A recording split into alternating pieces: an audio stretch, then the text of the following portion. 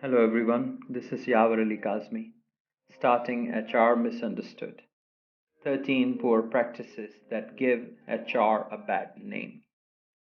The art and the science of human resource management is often confused for administration of the personnel or at best managing workforce. A whole lot of poor practices have gained HR a bad reputation in majority cases.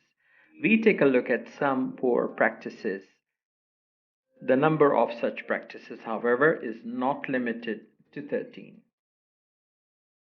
Equality at work is an essential element for a harmonized and productive workforce. However, managers with poor character put it off the shelf. Segregation. Poor practice number one. The act or policy of separating people of different races, religions, or sexes and treating them differently. It is rampant, but that does not make it legal. No one is above the law. Study for reference the UK anti discrimination legislation, the Equality Act 2010. Poor practice 2. Passport based package remuneration.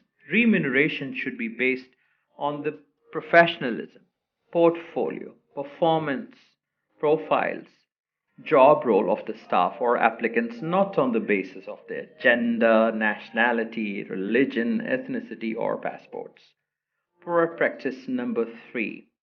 No or obsolete company employee policy handbook. Beat this. In the course of my research on the organizations in the private sector, I learned that only 33% of the professionals questioned revealed that they had a clear and well communicated company policy employee handbook. 8% said that it does exist, but the employees have no access to it. An astonishing figure was 59%. Those said their organizations did not have a company employee policy handbook. Poor practice number 4. No or obsolete job description. The same study revealed that 61% had no job description in writing. 17% said they have no access to it or are not given the job description.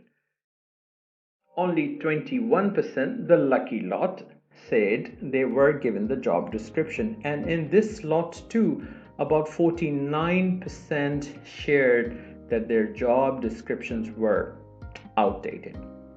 And this makes poor practice number 5, vague job role, a common thing. And poor practice number 6, no performance appraisal at all or poor performance appraisal. All this leading to only demotivation and frustration for the staff members.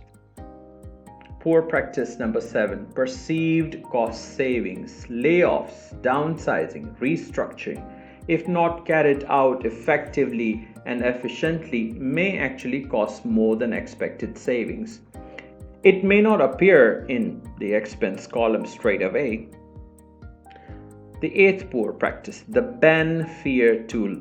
All countries have their respective laws, rules, and regulations. In some countries, if an employee backs off from the agreement to terms of employment prior to a specified period of time, the law does find it a breach. Therefore, a fine or a ban could be imposed as a penalty. But this provision should not be used by HR or anyone in the organization to control the employees. Whatever is the rule and the repercussions of breaching it must be communicated very clearly to the job applicant prior to their signing the employment contract.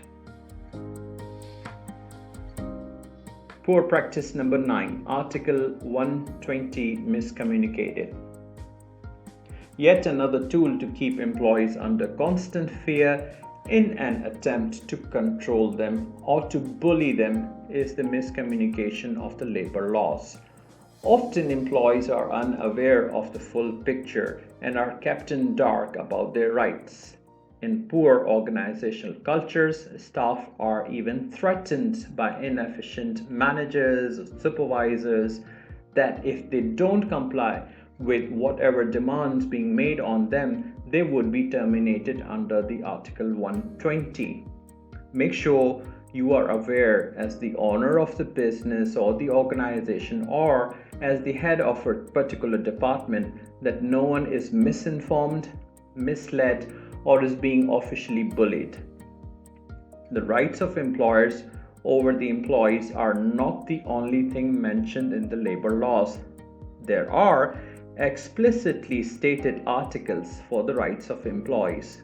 Study for reference Articles 121, 122, and 123 from the UAE labor law.